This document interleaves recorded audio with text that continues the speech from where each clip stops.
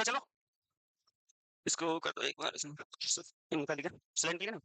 हाँ यहाँ से, हाँ ठीक।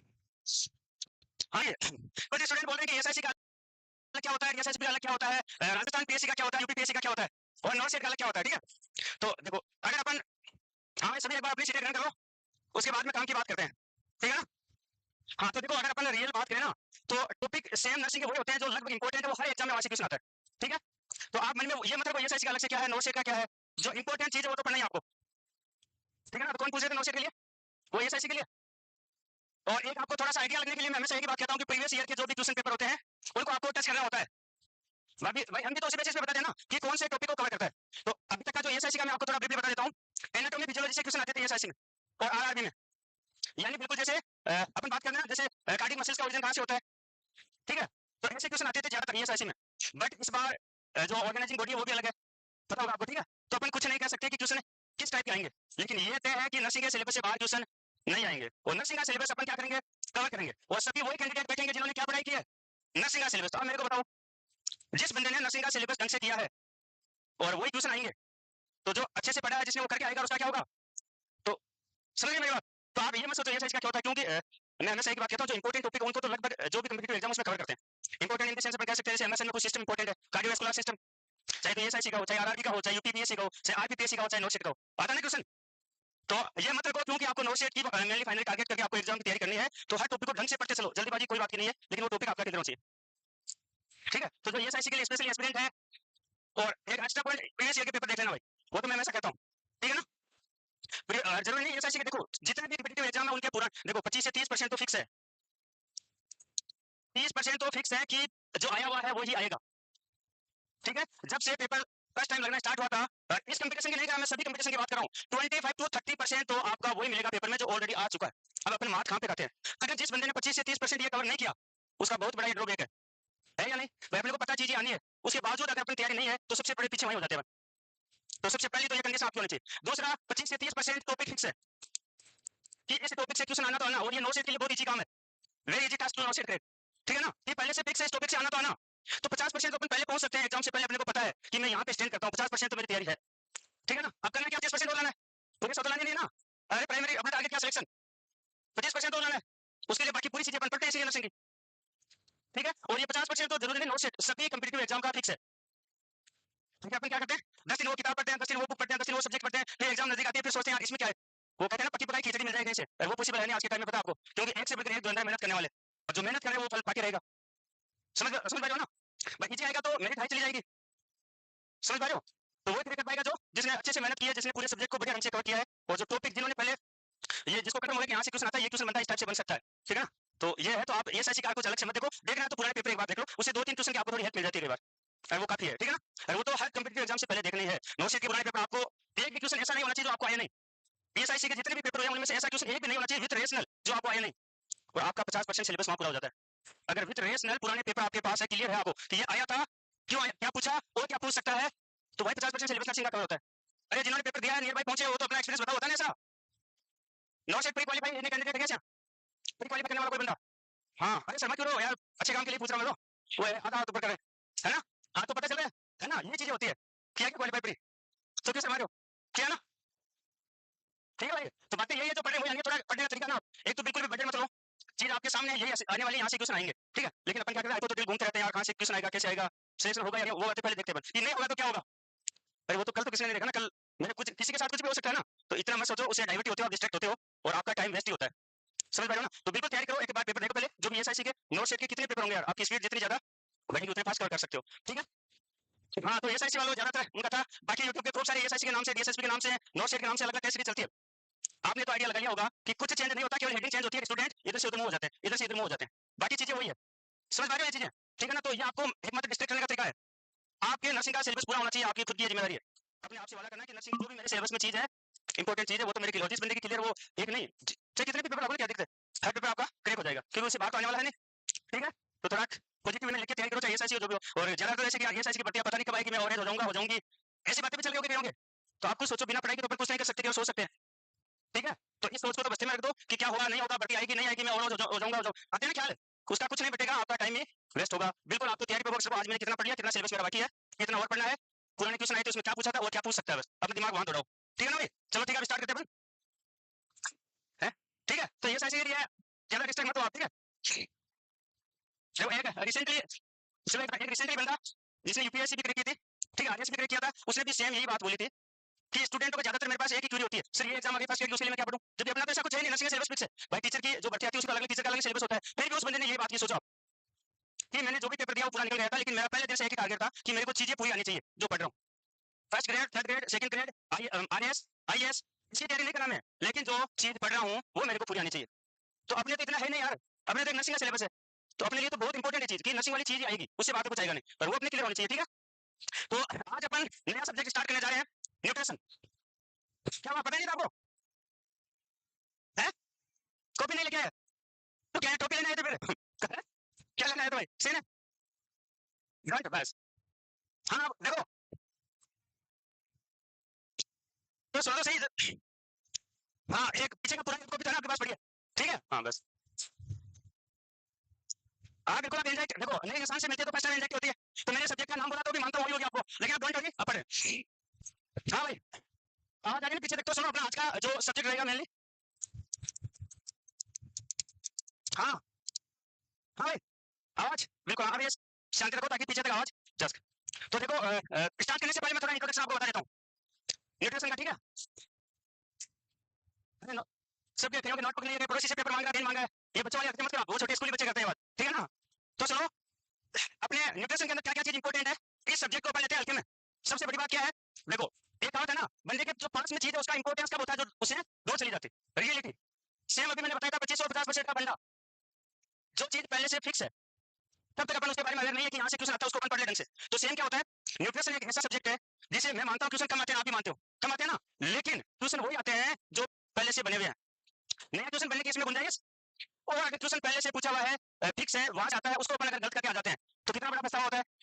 तो ऐसा सब्जेक्ट जिसके ऊपर अपनी 100% कमांड हो सकती है, बट इसको ऊपर हल्के में लेने के चक्कर में सिलेक्शन से रह जाते हैं, होता है ऐसी बात नहीं, बहुत बार होता है। छोटा सा क्वेश्चन आता है प्रोटीन एनर्जी मायोट्रेशन का, कभी क्लासिफिकेशन पूछ लेता है, कभी टाइप पूछ लेता है, कभी मेरास्मस के सिम्टम पूछ लेता है, कभी कवासिया तौर के सिम्टम पूछ लेता है, लेकिन घूमेगा तो वहीं, फिर भी अपना क्वेश्चन क्या हो जाता है, गलत हो जाता है, जबकि नया पूछे नहीं कुछ, ठीक है। लेकिन इसको बोलते हैं, ये ऐसी मिस्टेक अपने से नहीं होनी चाहिए भाई, पहले से पता है टॉपिक से क्वेश्चन आता है और पूछा जाता है, तो इस टॉपिक के ऊपर अपनी पूरी कमांड होनी चाहिए 100%, कैसे भी पूछे ये क्वेश्चन तो मेरा गलत नहीं होना, चाहे कौन सा क्लासिफिकेशन पूछे, पूछा ना पिछली बार, इससे ठीक है। दूसरी बात, विटामिन का क्वेश्चन आता है ना विटामिन का, अब विटामिन का कभी जैसे ये पूछ लिया कि किसी के क्या आइसोनिया चल रही है, कौन सी विटामिन की कमी है, ठीक है, कभी ये पूछ लिया आयरन दे रहे हो पेशेंट को, साथ में कौन सी विटामिन देनी है, ठीक है, कभी डायरेक्ट डिफिशिएंसी का क्वेश्चन पूछ लिया, विटामिन ए की डोज का क्वेश्चन पूछते हैं, उसका रोट पूछ लेते हैं, टोटल कितनी डोज देते हैं, ठीक है, विटामिन के का क्वेश्चन पूछ लेते हैं, तो वो फिक्स है, नया क्वेश्चन नहीं बनता है, लेकिन इसके बावजूद अपनी कमांड नहीं हो पाती और अपन क्या करते हैं, क्वेश्चन गलत करके आ जाते हैं, फिर कहते हैं सिलेक्शन नहीं हुआ, एक दो क्वेश्चन से रह गए, रहे नहीं, अपन जानबूझ के रहे, ठीक है ना।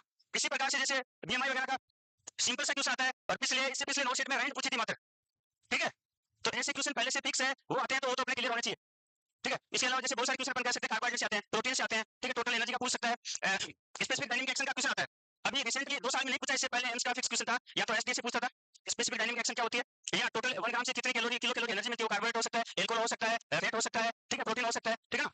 तो ये बहुत सारे इंपॉर्टेंट क्वेश्चन है, टॉपिक है जहां से क्वेश्चन आता है, तो ये अपनी कमांड पहले से होनी चाहिए, इसमें ज्यादा चेंज नहीं कर सकते, क्वेश्चन को अगला वाला भी नहीं कर सकता भाई, एमएस वगैरह तो बड़ा सब्जेक्ट है, उसमें थोड़ा चेंज हो जाता है, इज वेरी वेरी इंपॉर्टेंट, क्या क्वेश्चन आता नहीं आता, आता है, चाहे डंपिंग सिंड्रोम का पूछे, चाहे आपको इलेक्ट्रोलाइट इंटॉलरेंस का पूछे, चाहे सीलिक डिजीज का पूछे, चाहे जीआरडी का, तो डायरेक्ट वो कहां से आता है, न्यूट्रिशन से आता है। प्रेगनेंसी में पूछ लेता है आयरन की डोज, कैल्शियम कितना देना है, टोटल कैलोरी कितनी चाहिए, पूछते ना, तो वो कहां से है, न्यूट्रिशन से तो आ रहा है क्वेश्चन। तो कौन कहता है न्यूट्रिशन से क्वेश्चन नहीं आता, नोट शीट में नहीं आता, मैं तो ये पूछ रहा हूं आपसे, नोट शीट में क्वेश्चन आता है, पर बाकी मैं तो फिक्स सही पे छोटे मोटे एग्जाम में, तो पहले तो अपने दिमाग की ये निकाल लो। दूसरी बात, सिलेक्शन में सबसे इंपॉर्टेंट रोल मैं तो उन्हीं का मानता हूं जिनके ऊपर पहले से कमांड आपकी, ठीक है भाई, और वो वही सब्जेक्ट हो सकते हैं, वही टॉपिक हो सकते हैं जिनको आप अच्छे से कवर कर सकते हो, ठीक है।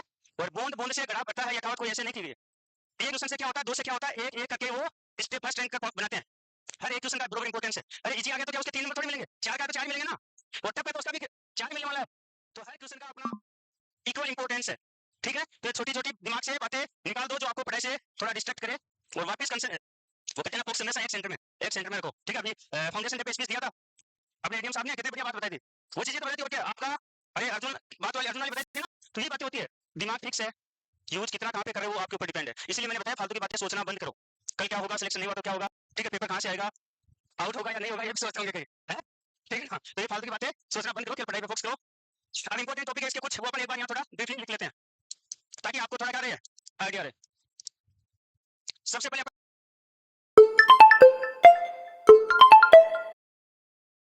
इंट्रोडक्शन की, इंट्रोडक्शन ऑफ द न्यूट्रिशन। अब मिड डे मील प्रोग्राम का क्वेश्चन आता है ना, नहीं आता तो वो कब से आपने बिना न्यूट्रिशन के थोड़ी आ गया, वो न्यूट्रिशन प्रोग्राम है, ठीक है ना। तो क्वेश्चन यहाँ से भी आते हैं, ठीक है। सबसे पहले अपन पढ़ेंगे इंट्रोडक्शन, ठीक है। इसके बाद में अपन पढ़ेंगे न्यूट्रिएंट, इसके बाद में अपन देखेंगे न्यूट्रिएंट्स, जिसमें आप मेनली दो पढ़ते हो ना, मैक्रो और माइक्रो। माइक्रो और सबसे चलो एक क्वेश्चन पूछ लेता हूं मैं, मोस्ट एब्ंडेंट मैक्रो न्यूट्रिएंट कौन सा होता है? क्वेश्चन पूछा जा चुका ऑलरेडी है, कार्बोहाइड्रेट। चलो और है कार्बोहाइड्रेट, चलो ऑप्शन दे देता हूं, कार्बोहाइड्रेट भी है, फैट भी है, प्रोटीन भी है और वाटर भी है। ये चारों मैक्रो में आते, पता है ना। कौन सा होता है? कार्बोहाइड्रेट, बस यही गलती होती है। कौन सा होगा मोस्ट एब्ंडेंट मैक्रो न्यूट्रिएंट, कौन सा होता है? हमेशा वाटर होता है, जिसको अपन क्या बोल सकते हैं, प्रोक्सीमेट प्रिंसिपल बोलते हैं ना, ठीक है। वो भी कौन सा होता है? मैक्रो न्यूट्रिएंट होता है। चलो आगे बढ़ेंगे, तो चलो मैंने बेसिक है इसलिए आपको पूछ ले, जिसके बारे में अपन सोचते नहीं वही आ जाता है ना। इसके बाद में अपन न्यूट्रिएंट हो गए, मैक्रो माइक्रो कंप्लीट पढ़ेंगे। इसमें अपने एसेंशियल एलिमेंट्स का क्वेश्चन आता है, ठीक है। वो तो इसमें अपन क्या क्या पढ़ेंगे, कार्बोहाइड्रेट आ जाएगा, फैट आ जाएगा, प्रोटीन आ जाएगा। अगर अपन बात करें किसकी, माइक्रो न्यूट्रिएंट की, इसमें मेनली विटामिन पढ़ते हैं और अपन पढ़ते हैं मिनरल्स। मिनरल्स को अपन मैक्रो और माइक्रो दो में डिवाइड करते हैं। माइक्रो को क्या बोल सकते हैं, माइक्रो की जगह क्या बोल सकते हैं, ट्रांस एलिमेंट्स बोलते हैं ना, माइक्रो और ट्रांस। ट्रांस क्या ट्रेस बोलते हो, ट्रेस बोलते हो, ट्रांस या ट्रेस जो भी है, ठीक है। तो माइक्रो को अपन बोलते हैं ट्रांस एलिमेंट्स और ट्रांस मिनरल्स, जिसके अंदर अपना जिंक आता है, आयरन आता है, आयोडाइड आता है, ठीक है।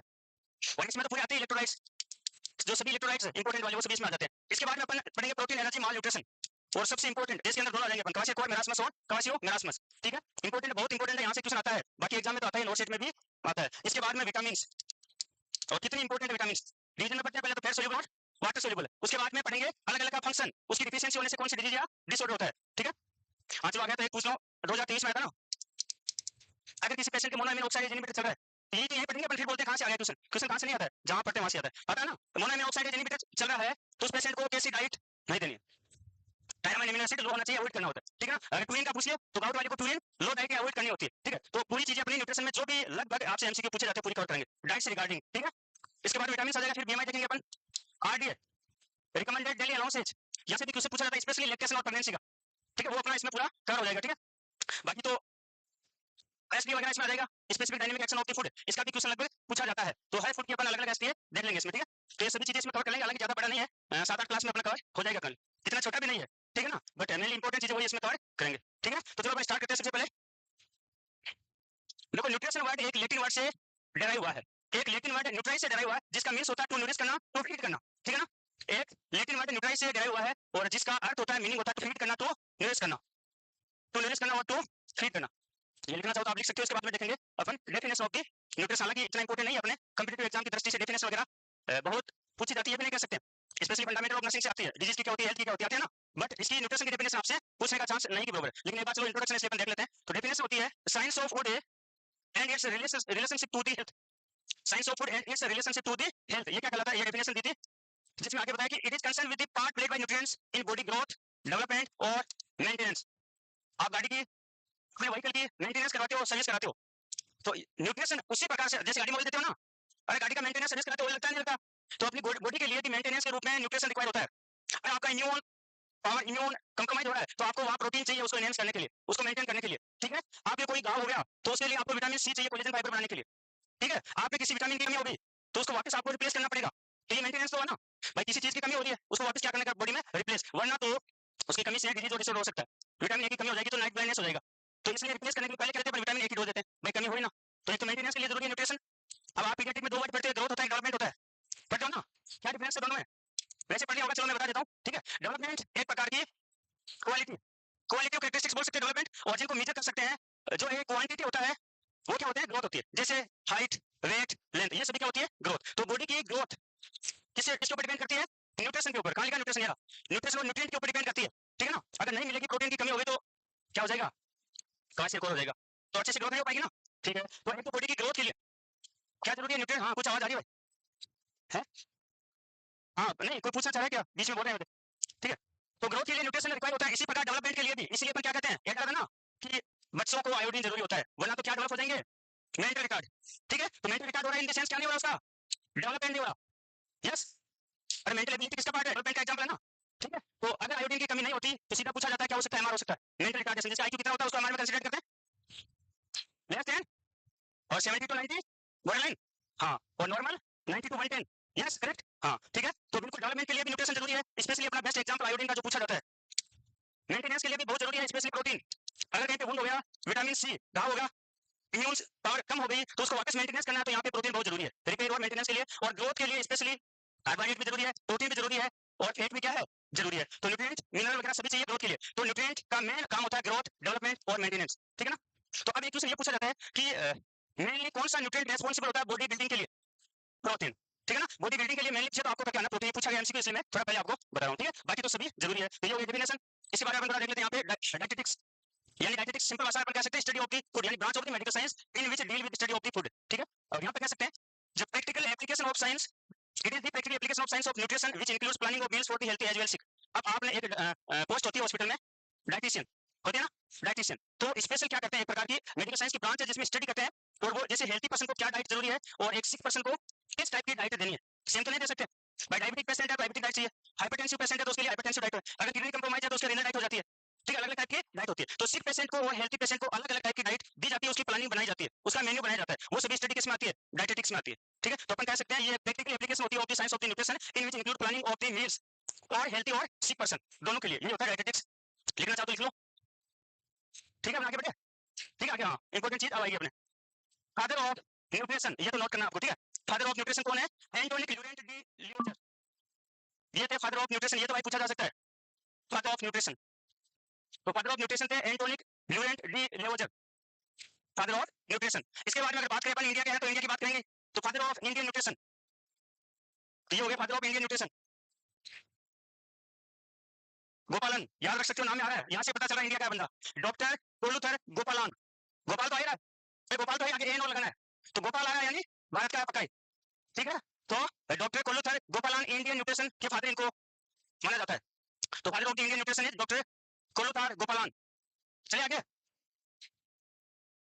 नेक्स्ट, अब कुछ इंपॉर्टेंट चीजें इंट्रोडक्शन का पार्ट है, वैसे अपन, अरे लिखो यार, गोपाल का नाम लिखो, लिखो, ठीक है। गोपाल किसका नाम है भाई, कोई एक बंदा तो होगा, कोई तो यार, किसी के आगे पीछे राम गोपाल, श्याम गोपाल, किसी के आगे पीछे लगा होगा, नहीं लगा किसी के भी है, हाँ ना, कोई तो होगा, ठीक है। तो बस न्यूट्रिशन की क्लास में पढ़ाता अपन, ठीक है ना, इंडियन न्यूट्रिशन के फादर गोपाल नाम याद रहेगा, सही हो जाएगा, क्यों भाई एक में आएगा, तीनों ऑप्शन में तो नहीं आ सकता, ठीक है। तो ये गोपाल जी थे father of the Indian nutrition. इसके बारे में अगर बात करें,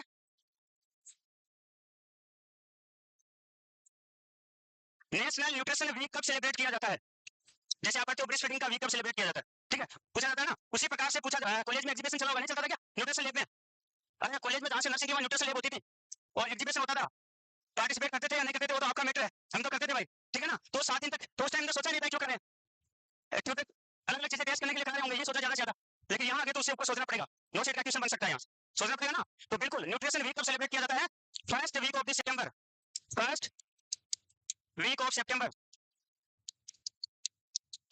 ठीक है ना, first week of the September को न्यूट्रिशन वीक के रूप में सेलिब्रेट किया जाता है। इसके बाद में नेशनल न्यूट्रिशन इंस्टीट्यूट कहाँ पे सिचुएटेड है, हैदराबाद, और हैदराबाद कौन से स्टेट में है, Telangana, capital of the Telangana, yes, और सबसे बड़ी सिटी भी तेलंगाना की कौन सी है, हैदराबाद है, ठीक है ना। तो हैदराबाद तेलंगाना में है, और वो क्या है, वहां पे क्या सिचुएटेड है अपना नेशनल, ये पूछा गया question already, national nutrition institute कहाँ पे सिचुएटेड है, तो हैदराबाद, हैदराबाद, ठीक है, कैपिटल ऑफ द तेलंगाना, यहाँ पे सिचुएटेड है। नेक्स्ट है नेशनल न्यूट्रिशन पॉलिसी, बहुत सारे बच्चों से गड़बड़ होती है, प्रोग्राम निकले थे, और अब प्रोग्राम तो बहुत सारे हैं नेशनल न्यूट्रिशन के, मिड डे मील भी इसका प्रोग्राम है, आईसीडीएस भी इसका प्रोग्राम है, समझ पा रहे मेरी बात। तो यह है पॉलिसी, तो इसको अंडरलाइन कर लेना ताकि आपसे गलतियां मिस्टेक नहीं हो। यह पूछा जाता है कि नेशनल न्यूट्रिशन पॉलिसी कब स्टार्ट की गई थी इंडिया में, तो 1993 को, सबसे पहले 19 आता है mental health programme, mental health act और मेंटल हेल्थ पॉलिसी, तो वहां प्रोग्राम पॉलिसी का लोचा हो जाता है, ठीक है। तो यहाँ पे ध्यान रखना है पॉलिसी, नेशनल न्यूट्रिशन पॉलिसी 1993 में, इन 1993 में, ठीक है। नेक्स्ट, पोषण अभियान लॉन्च, कब लॉन्च हुआ था, तो पोषण अभियान लॉन्च हुआ था 2018 by the prime minister Narendra Modi ji, उन्होंने सबसे पहले लॉन्च किया था राजस्थान के डिस्ट्रिक्ट झुंझुनू से, क्लियर। तो ये नया क्वेश्चन बन सकता है न्यूट्रिशन का, तो पोषण अभियान लॉन्च इन 18 को, ठीक है, 2018 में झुंझुनू से सबसे पहले नरेंद्र मोदी जी ने क्या किया था, इसको स्टार्ट किया था, लॉन्च किया था पोषण अभियान, पोषण न्यूट्रिशन में है ना, ठीक है, न्यूट्रिशन को तो हिंदी में पोषण बोल देते हैं ना, हाँ ठीक है। तो नाम क्या था, पोषण अभियान। तो नेक्स्ट है वर्ल्ड न्यूट्रिशन डे, जिसको हंगर डे के नाम से भी जाना जाता है, कब सेलिब्रेट करते हैं, 28 मई, और इसी महीने में क्या आता है अपना अरे क्या आता है? Nurses day.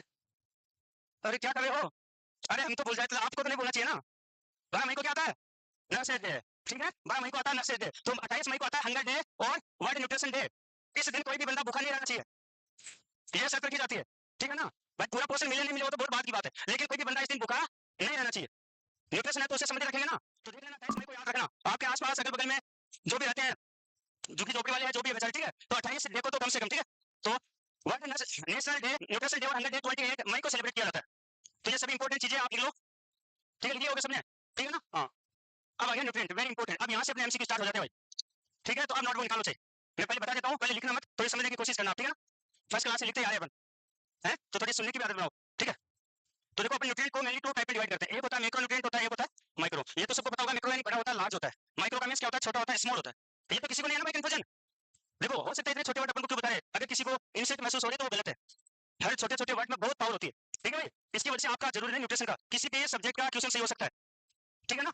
तो हर चीज को हल्के में मत लेना, हर चीज को सीरियस लेके पढ़ना आपको। तो मैक्रो का मींस होता है लार्ज, माइक्रो का मींस होता है स्मॉल और छोटा। अब मैक्रो न्यूट्रिएंट के अंदर अपन में इसको क्या बोला जाता है? क्या बोलते हैं? दूसरा नाम क्या होता है? प्रोक्सीमेट, क्या बोलते हैं ना। हाँ, प्रोक्सीमेट प्रिंसिपल्स बोला जाता है। वो जिपन ने पूछ लिया है, अफसोस वाली बात नहीं है। जिपमर पांडिचेरी इंस्टीट्यूट है, ठीक है, जवाहरलाल नेहरू कुछ करके जो भी है, तो इसको प्रोक्सीमेट प्रिंसिपल के नाम से भी जाना जाता है। तो अपन बोल सकते हैं मैक्रो और प्रोक्सीमेट प्रिंसिपल्स, ठीक है, आल्सो नोन एज। और प्रोक्सीमेट का मींस होता है near by accurate, near by accurate, तो also known as proximate principles. ये जिपमर ने ऑलरेडी एमसीक्यू पूछ लिया है कि which nutrient include in proximate principles. अब आप सोचोगे ये वर्ड तो पता नहीं कहां से आ गया, तो ये वर्ड अगर आपको पता है मैक्रो न्यूट्रिएंट कौन-कौन से हैं, तो वो हमेशा क्या होते हैं? प्रोक्सीमेट न्यूट्रिएंट होते हैं। इनको क्यों बोला जाता है प्रोक्सीमेट? क्योंकि जो भी फूड है उसका जो बल्ज है या मैक्सिमम पार्ट है इनके द्वारा बनता है, मैक्रो न्यूट्रिएंट के द्वारा, इसलिए अपन इनको क्या बोलते हैं? प्रोक्सीमेट प्रिंसिपल्स बोलते हैं। अब इसमें क्या-क्या आता है वो देख लेते हैं। सबसे पहले आता है इसमें कार्बोहाइड्रेट, ठीक है, इसके बाद में आता है इसमें फैट, देन आता है प्रोटीन, और लास्ट में अपना आता है वाटर, ठीक है। चारों से क्वेश्चन आते हैं, और किस टाइप के क्वेश्चन आते हैं? कार्बोहाइड्रेट, टोटल जो अपने को एनर्जी मिलती है या टोटल जो फूड कंटेंट होता है उसमें कितना परसेंटेज इसका होता है, ये सीधा एमसीक्यू बनता है। तो टोटल डाइट में टोटल एनर्जी में कितना भाग होता है इसका? 50 to 70%, ठीक है ना। यानी मैक्सिमम किसका रोल होता है? अगर एनर्जी प्रोडक्शन की बात करें, वाटर से तो एनर्जी मिलती नहीं, पता ना सबको, ठीक है। तो मैं एनर्जी के लिए बात कर रहा हूँ, तो एनर्जी की बात करें तो सबसे ज्यादा जो पार्टिसिपेशन होता है किसका होता है? कार्बोहाइड्रेट का, 15 to 70%। और इसका जो मेन फंक्शन है वो होता है एनर्जी प्रोवाइड कराना। तो दो क्वेश्चन बन सकते हैं यहाँ से, कितना परसेंटेज इसका रोल होता है? वो कार्बोहाइड्रेट का मेन फंक्शन होता है टू प्रोवाइड एनर्जी। तो दूसरा क्वेश्चन हो सकता है टू प्रोवाइड एनर्जी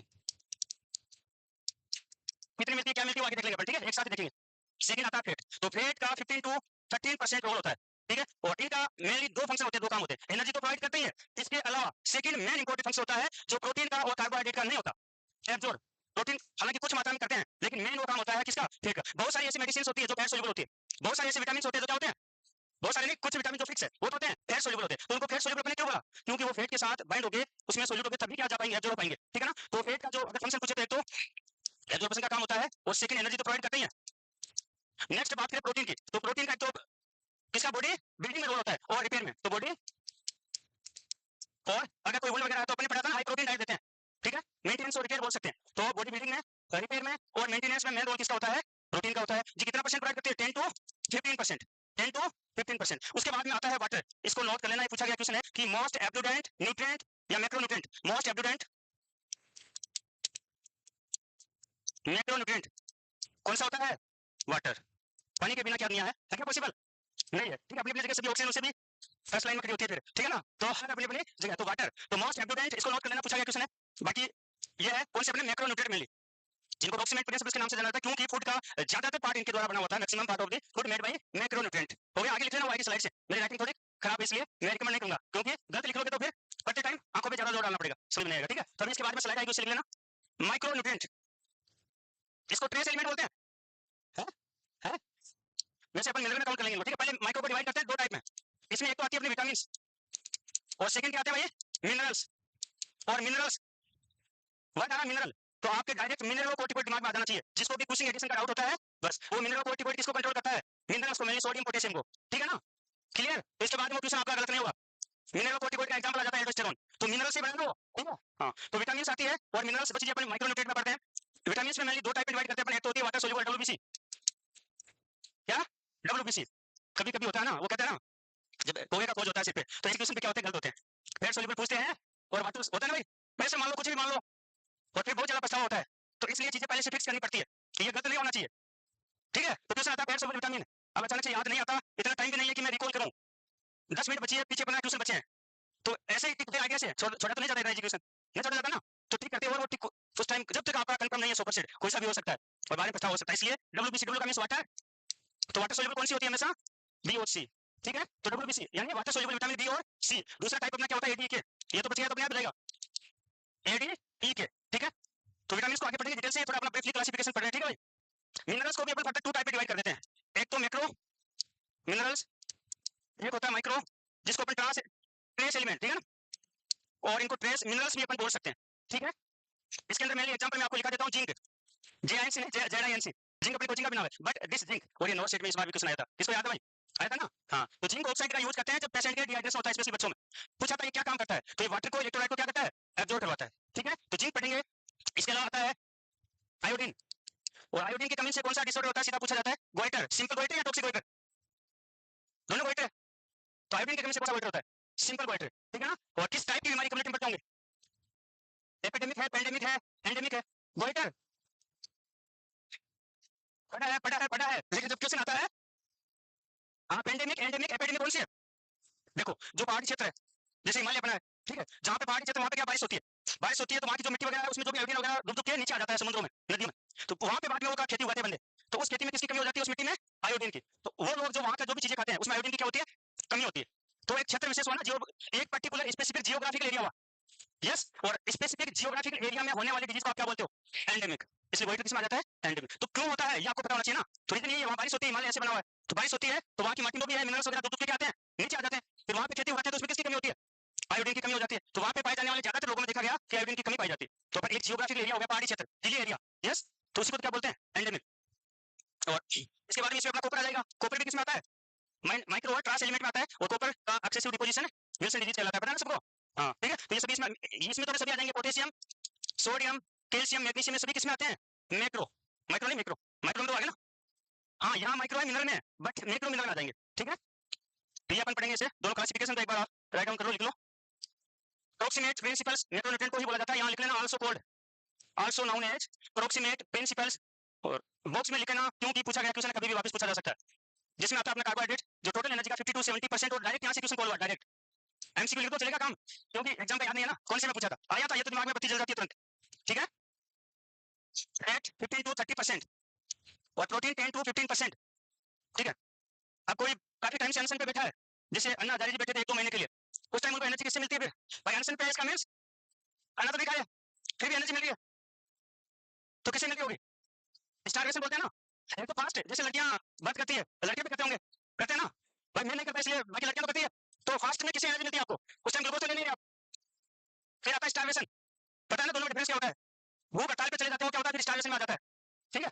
तो सबसे पहले तो अपन को ग्लूकोज से मिल रही है, कार्बोहाइड्रेट से, उसके बाद में मिलना स्टार्ट होती है फैट से, यस, और फैट के बाद में अगर बंदा लंबे टाइम तक स्टारवेशन पे है तो बाद में प्रोटीन से मिलती है लास्ट में, ठीक है ना। तो ये ऑर्डर होता है, और स्टोमक के खाली होने का ऑर्डर भी आपको पता होना चाहिए, भाई फूड में तीनों कंटेंट है, अरे फूड में तीनों चीजें होती है ना।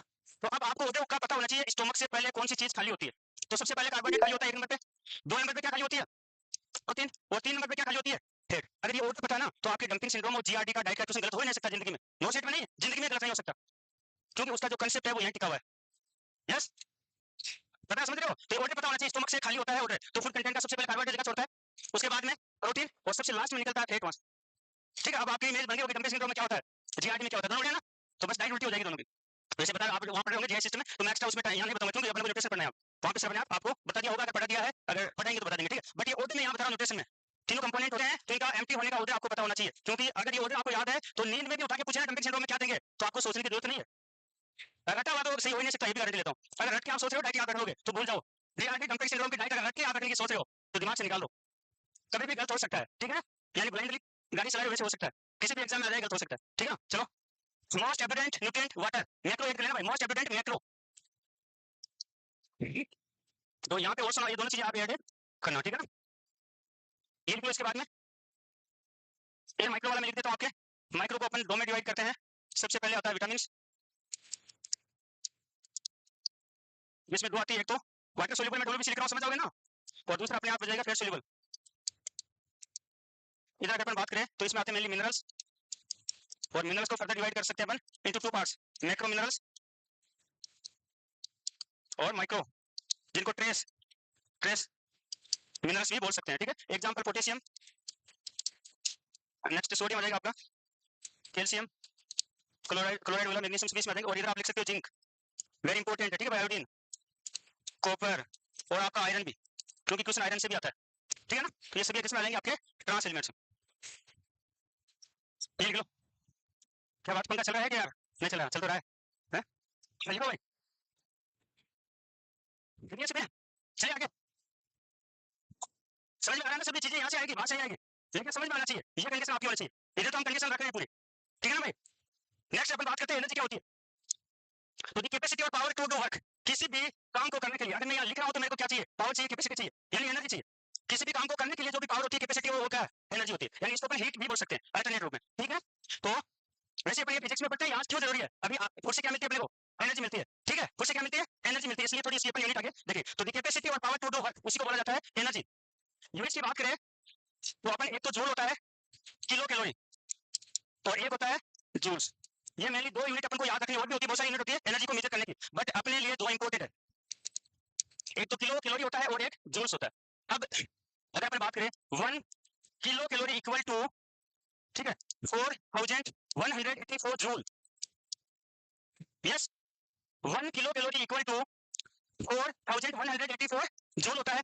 अब अगर मैं आपसे बात कहूं कि इस जूल को किलो जूल में कन्वर्ट करना है, तो क्या करोगे, 1000 का गुणा करोगे, भाग दोगे, भाग देना है, ठीक है ना। लोअर टू अपन आए जा रहे हैं, छोटी यूनिट से बड़ी यूनिट की जाते हैं तो उसमें डिवाइड करते हैं, बड़ी यूनिट से छोटी की तरफ जाएंगे तो मल्टीप्लाई करते हैं, ठीक है। तो नॉर्मली ये आपको इक्वेशन याद होनी चाहिए, 1 किलो कैलोरी टू 4184 जूल। अब अगर मैं आपसे बात कहूं कि 1 kilo calorie equal to how many kilo joule, yes, बहुत बढ़िया। तो इसमें ज्यादा मार दे दो, 4.6 कैसे बोला तूने, 4.18, यानी अप्रोक्सीमेट 4.2 लिख सकते हैं ना भाई, 1 आ रहा है तो अपन कह सकते हैं 4.18 या 4.2 लिख सकते हैं अपन, यस। तो ये जरूर आपको याद रखना है, क्यों रखना है वो भी बता देता हूं मैं, इसलिए रखना है, आप सभी जानते हो 1 ग्राम कार्बोहाइड्रेट 4 किलो कैलोरी एनर्जी देता है, लेकिन एमसीक्यू आ चुका है कि 1 ग्राम carbohydrate how many kilo joule energy provide, तो आपकी बात होती है, उड़ जाती है उस टाइम, गड़बड़ हो जाती है जब तक नहीं पढ़ते हो, यस। तो इसलिए अपने को ये यूनिट याद रखनी है, 1 kilo calorie equal to 4.18 kilo joule. तो आप बताओ फिर 1 ग्राम कार्बोहाइड्रेट से कितनी एनर्जी मिलेगी, किलो जूल में बताना है। 1 ग्राम carbohydrate provide how many kilo joule, अरे सभी पढ़े लिखे हो, 9 10 तो ये गणित 9 10 में पढ़ने अपन, बिल्कुल 16 तो हो जाता, 4 से ही, और से 16 होता है ना, तो 17 अप्रोक्सीमेटली, राउंड फिगर की बात करें तो, राउंड फिगर की बात करें तो 17, तो 17 किलो जूल। तो जो बच्चे याद रखे थे अलग से कि कार्बोहाइड्रेट्स हैं 4 किलो कैलोरी मिलती है, 17 किलो जूल मिलता है, फिर पूछा जाता है एल्कोहल से तो 7 किलो कैलोरी मिलती है, 700 का 250 29 किलो जूल मिलता है, ऐसे अलग अलग याद रखना, आज की बात अलग अलग याद मत रखना, क्योंकि आपको पता होना चाहिए 1 kilo calorie equal to 4.18 kilo joule, तो डायरेक्ट उसका 4 गुना करो ना, ठीक है ना। तो डायरेक्ट 4 से मल्टीप्लाई करेंगे वो कितना आ जाएगा, किलो जूल में आ जाएगा, ठीक है। तो पूछा गया है, आप किसी का भी पूछ सकते हैं, तो किलो कैलोरी में आपको सभी याद है, तो किलो जूल में आप कन्वर्ट कर सकते हो, ठीक है। तो आगे देख लेते हैं, देखो ये लिख लो भाई, ये तो लिख लो, 1 kilo calorie equal to 4184 joule, और अगर इसको किलो जूल में कन्वर्ट करना है तो 1000 से डिवाइड कर देंगे, ठीक है। तो इसको 1000 से डिवाइड करोगे ना, तो क्या आएगा, 4.18 किलो जूल, अप्रोक्सीमेटली 4.2 बोल सकते हैं, ठीक है। तो ये लिख लो एक बार आप, तो न्यूट्रिशन को हल्के में मत लेना भाई, ऐसे पढ़ लेंगे, खुद पढ़ लेंगे, ठीक है ना, क्योंकि चीजें ऐसे आती हैं वो गलत भी नहीं होनी चाहिए, सिलेक्शन और मेरिट बनाने के लिए चीजें जरूरी है जो पहले से फिक्स है। आगे बढ़े, लिखिए होगा 3 लाइन, इतना क्या टाइम लगा रहे हो, लिखिए ना, ठीक है। नेक्स्ट है एनर्जी यील्ड फ्रॉम 1 ग्राम, कहीं को ये नहीं पता होगा कि 4 किलो कैलोरी मिलती है कार्बोहाइड्रेट से, पर कितने कार्बोहाइड्रेट से मिलती है, देखो ये कंसेप्ट क्लियर होना चाहिए। ड्रग कैलकुलेशन का क्वेश्चन भी यहाँ पे बेस्ट है, बट ये आपका दिमाग दौड़ना चाहिए। क्वेश्चन आता है ना डेक्सट्रोज 5%, ड्रग कैलकुलेशन का क्वेश्चन है, बट जुड़ा हुआ किससे है, न्यूट्रिशन से। आपने सोचा भी नहीं होगा, लेकिन सोचना पड़ेगा अगर क्वेश्चन सही करके आना है। क्वेश्चन आता है डेक्सट्रोज 5% 500 ml दे रहे हैं, तो इसे टोटल एनर्जी किलो कैलोरी में कितनी मिलेगी। अब वहां पे दिमाग में जब डालते हो आप, जो पहले डालना चाहिए अभी इस टाइम, ठीक है। तो इसमें डेक्सट्रोज यानी कार्बोहाइड्रेट है, और 5% का मीन्स क्या होता है, ईच 100 ml कंटेन 5 ग्राम, यस। तो फिर आराम से क्या कर सकते हो ना, हाँ ठीक है। तो आराम से क्या कर सकते हो, कैलकुलेट कर सकते हो, ठीक है। तो ये चीजें हर चीज आपस में जुड़ी है, इंटर रेट आपको करनी पड़ेगी, ठीक है ना। तो यहाँ पे अब अपन देखेंगे 1 ग्राम कार्बोहाइड्रेट से कितनी किलो कैलोरी मिलती है, कितनी जूल मिलती है, किलो जूल मिलती है। फैट से कितनी मिलेगी, 1 ग्राम प्रोटीन से कितनी मिलेगी, 1 ग्राम यानी 1 ml भी बोल सकते हैं, ठीक है, से कितनी मिलेगी अगर लिक्विड है तो। वैसे एल्कोहल को अपन मेजर करते हैं किसमें, लिक्विड होता है ना, ठीक है। तो ग्राम है तो किसमें आ जाएगा, ml में, तो मिलीग्राम होता है, पता ना, यहाँ सही है, 1 ml में तो आ जाएगा ना, अरे 1 ml तो आ जाएगा ना, या नहीं होगा, सोच लेना एक बार, ठीक है। लिक्विड का और सॉलिड का mg इक्वल टू ml होता है, तो ठीक है ना। तो फिर किसमें आएगा, ये सही है गलत है? गलत है सही है? गलत है। ये सही है? एक लीटर में कितने मिलीलीटर होते हैं? अरे वो 900 कुछ मतलब 1000 लिखा मैं, वो बात मान लो भाई, 925 होते हैं, एक मिनट नहीं पूछा। सही है ना? ठीक है। कहीं ये सोच रहे होंगे वो ग्राम में होता है, ठीक है, लेकिन अपन 925 जो भी होते हैं, ठीक है ना, तो आप मैच कर सकते हैं आराम से। तो 1 ml अपन एल्कोहल की देखेंगे। यस, क्लियर सभी का? हाँ ठीक है, तो 1 ml एल्कोहल में मेजर कर लेंगे अपन भाई। एल्कोहल किसमें होता है? लिक्विड में होता है, ठीक है। हाँ, और एनर्जी ये कहता हूँ 1 ग्राम ऑफ। अब इसमें कौन कौन आएगा? सबसे पहले आएगा अपना कार्बोहाइड्रेट। तो किलो कैलोरी में कितनी मिलती है? 4 किलो कैलोरी। मैं जो किलो जूल में कितनी लिख दूंगा यहाँ पे? 16 किलो जूल। एक मिनट राउंड फिगर में, ठीक है ना? तो 16 किलो जूल क्यों आया सबको एक बार बता देता हूँ। 4 मिल रही है किससे? किलो कैलोरी में 4 मिल रही है, तो इसको मल्टीप्लाई किया था अपने 4.18 से, तो लगभग जो भी आया था कितना आया था? राउंड फिगर की बात करें तो 17 आया था, ठीक है। तो ये डायरेक्ट एमसीक्यू पूछा जा चुका है किलो जूल का। इसी प्रकार सबका कन्वर्ट कर लो फिर से 9 किलो कैलोरी, जो कि मैक्सिमम पर ग्राम पूछे, मैक्सिमम किससे मिलती है? फेट से मिलती है। तो पर ग्राम मैक्सिमम मिलती है फेट से, ब्रैकेट में लिख लेना। मैक्सिमम किलो कैलोरी फेट से मिलती है 1 ग्राम से, जो कितनी मिलती है? 9 किलो जूल में निकलो, 37 आएगा किलो जूल। यस, अरे 9 का 36 ऊपर आएगा तो 37 हो जाएगा ना, तो 37 किलो जूल। नेक्स्ट लिखो प्रोटीन। प्रोटीन से अप्रोक्सीमेटली 4 किलो कैलोरी, तो इसको आप मल्टीप्लाई कर दो किससे? 4 से, तो आपका आ जाएगा सेम 17 किलो जूल। नेक्स्ट है एल्कोहल। एल्कोहल का क्यों दिया स्पेस यहाँ पे? क्योंकि पूछ लिया गया है। कहीं सोच रहे होंगे एल्कोहल का क्यों दे रहे हैं यार, कभी सुना नहीं था नाम, तो ये पूछ लिया था, ठीक है, इसलिए यहाँ पे ऐड करना पड़ रहा है। तो एल्कोहल से 1 ml एल्कोहल से 7 किलो कैलोरी, तो किलो जूल में कन्वर्ट कर लो, 29 हो जाएगा। तो ये इससे अपन को क्या मिलती है? राइट डाउन कर लो एक बार आप, किलो जूल और किलो कैलोरी में। तो आपको बस ये इंपॉर्टेंट है कि 4.18 kilo joule equal to 1 kilo calorie, तो आप अपने आप कन्वर्ट कर लोगे, कोई दिक्कत नहीं। बाकी ये तो सभी को याद होगा ही, ये तो आई होप सभी को याद है मुख्य जबानी, ठीक है। पेट का मैक्सिमम 9 होता है, बाकी दोनों का 4 होता है, हालांकि कुछ डिफरेंस होता है, लेकिन अपन 4 मान के चलते हैं, ठीक है। तो ये हो गया अपना वही बनाना, ये भी लिख लो भाई, 122 किलो कैलोरी, और इसको मल्टीप्लाई करोगे 4.18 से, तो 400 तो डायरेक्ट हो गया ना, और 90 हो जाएगा, 490 अप्रोक्सीमेटली। यस है, 80 और 8 88 हो रहा है ना, 488, तो अपन 90 लिख सकते हैं अप्रोक्सीमेटली 90 किलो जूल। हो तो लो आगे। यस, ठीक है। नेक्स्ट है, और banana is the best source of potassium. सीधा पूछा गया क्वेश्चन है कि पोटेशियम का बेस्ट सोर्स पोटैटो और बनाना होता है, ठीक है। अब बात करते हैं अपन मेटाबॉलिज्म, ठीक है। तो मेटाबॉलिज्म एक प्रकार की प्रोसेस है जिसमें केमिकल रिएक्शन होती है मेनली, ठीक है। मेनली क्या होती है? केमिकल रिएक्शन होती है, और जिससे जो भी फूड है, जो भी लिक्विड है, उससे एनर्जी जनरेट होती है, उसी को बोला जाता है मेटाबॉलिज्म। तो अपन डिफाइन कर सकते हैं, metabolism is the process of chemical reaction. It is the process of chemical reaction in which energy production या produce, energy produce by food और लिक्विड, ठीक है ना, उसी को बोलते हैं मेटाबॉलिज्म। अब मेटाबॉलिज्म में क्या होता है? मेनली दो टाइप की प्रोसेस आती है मेटाबॉलिज्म में, मेनली आती है टू टाइप की प्रोसेस। एक होता है एनाबॉलिज्म, बहुत बढ़िया है। दूसरी होती है कैटाबॉलिज्म। एक एनाबॉलिज्म और दूसरी होती है कैटाबॉलिज्म। अब देखो मेन इंपॉर्टेंट इन दोनों में क्या आपको याद रखना है। एनाबॉलिज्म में क्या होते हैं? छोटे छोटे मॉलिक्यूल आपस में जुड़कर एक बड़ा मॉलिक्यूल बनाते हैं। फॉर एग्जांपल, बहुत सारे एमिनो एसिड आपस में ऐड होकर क्या बनाते हैं? प्रोटीन बनाते हैं। यस, इसलिए बोलते हो ना building block of the protein क्या होते हैं? एमिनो एसिड होते हैं। या मैं बोल सकता हूँ रॉ मटेरियल। रॉ का मींस जानते हो ना, कच्चा कच्चा सामान। इस बिल्डिंग का कच्चा सामान क्या था? सीमेंट, ईंट, पत्थर, वो क्या था? इसका रॉ मटेरियल था। तो यहाँ पे प्रोटीन का रॉ मटेरियल क्या होता है? कभी भाई एग्जाम में क्वेश्चन आ गया raw material of the protein, वहां पे सोचोगे रॉ का मींस क्या होता है? वो एक शब्द की वजह से क्वेश्चन पे बहुत ज्यादा टाइम लगाना पड़ सकता है ना, तो ये बेसिक शब्द से आपको आना चाहिए। रॉ मटेरियल मींस कच्चा माल, ठीक है। तो raw material of the protein amino acid, अपन कह सकते हैं building block of the protein amino acid. तो बहुत सारे एमिनो एसिड जब आपस में ऐड होते हैं तो क्या बनता है? प्रोटीन बनता है। इसका बेस्ट एग्जांपल आपके आ जाएगा, फॉर एग्जांपल इंसुलिन। इंसुलिन किस टाइप का हार्मोन है? प्रोटीन नेचर का, है ना। यानी वो किससे मिलकर बना हुआ है? एमाइनो एसिडों से। तो उसमें कितने एमाइनो एसिड होते हैं? 51 एमाइनो एसिड होते हैं। यानी एनाबॉलिज्म होता है, पहले छोटे छोटे क्या होते हैं? एमिनो एसिड ऐड होते हैं, तब जाके एक बड़ा बनता है, प्रोटीन बनती है, ठीक है। तो बहुत सारे एमिनो एसिड जब आपस में ऐड होते हैं तो प्रोटीन बनती है, यह प्रोसेस कहलाती है एनाबॉलिज्म। अब क्वेश्चन क्या आता है कि मेटाबॉलिज्म में होता है, फिर क्वेश्चन आते हैं breakdown of the food articles. और जब तक अपने को दोनों का डिफरेंस नहीं पता है, डायरेक्ट मेटाबॉलिज्म में अपन वो करके आ जाते हैं, जो कि गलत होता है। जबकि मेटाबॉलिज्म में ब्रेकडाउन वाला तो इसमें आ जाएगा कैटाबॉलिज्म में, और स्मॉल पार्टिकल्स ऐड होते हैं, एक लार्ज पार्टिकल बनाते हैं, वो किसमें आ जाएगा? एनाबॉल। तो सी ऑप्शन मिलेगा कि बोथ होते हैं। तो आपको कौन सा करके आना है? इसका पूछो, इसका क्या करके आना है? बोथ। माल न्यूट्रिशन वर्ड आता है, पूछा गया क्वेश्चन है कि माल न्यूट्रिशन होता है, और अभी तक ये सोचे माल न्यूट्रिशन में कम नहीं होता होगा, लेकिन कभी भी कम नहीं होता। माल में आता है ज्यादा और कम दोनों। यस, कम वाला तो केवल अंडर न्यूट्रिशन होता है, और ज्यादा वाला ओवर न्यूट्रिशन। तो माल न्यूट्रिशन में दोनों आते हैं, अंडर और ओवर।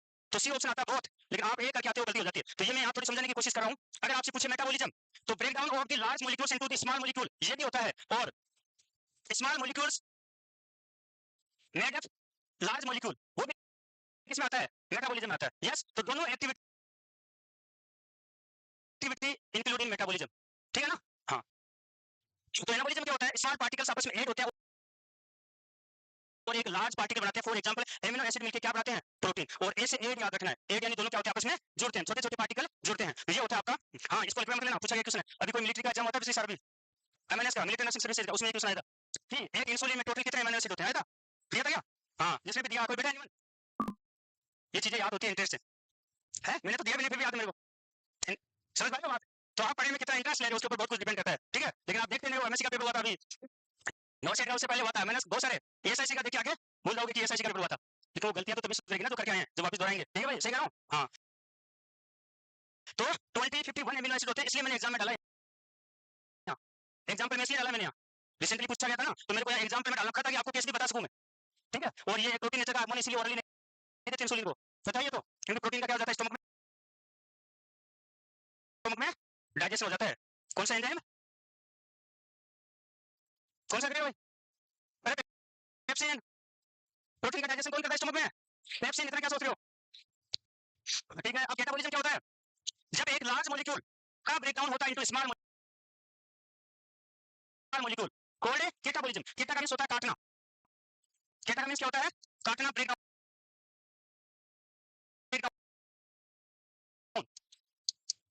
शायद आपने कौन सी भाई केटा वर्ड हो रहा था, याद करो, केटा वर्ड हो रहा था, याद करो, कहां पे आया था, बोन सेल, बोन सेल में आया था, नहीं आया था, ऑस्टियोब्लास्ट आया था ना, तो वहीं तो काटना बताया था। तो बहुत सारी चीजें डिपेंड, ठीक है, तो डायरेक्ट लिख देता हूं इसमें, ठीक है। कैटाबॉलिज्म क्या होता है, it is the process of, it is the process of breakdown, breakdown of large molecule, molecule लिख रहा हूं, ठीक है, into small one, yes correct. Catabolism यानी काटने का काम करते हैं, लार्ज मॉलिक्यूल का ब्रेकडाउन होगा स्मॉल, और इसका बेस्ट एग्जांपल मैं लिख सकता हूं, polysaccharide convert into monosaccharide, yes. For example maltose, एक मिनट में कोई ओटीपी आया है, ठीक है, ठीक है, ये लिखो भाई, समझ रहे हो? हाँ एक मिनट,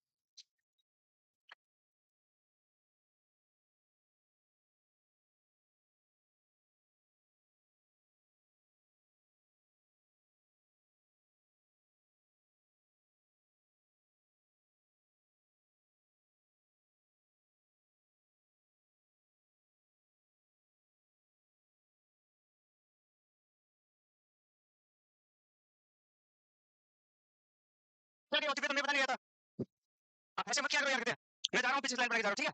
अरे आप है किसी ने सुना तो नहीं मेरा ओटीपी, चलो कोई बात है, सुनो तो भी कोई दिक्कत ना, ठीक है, ठीक है भाई।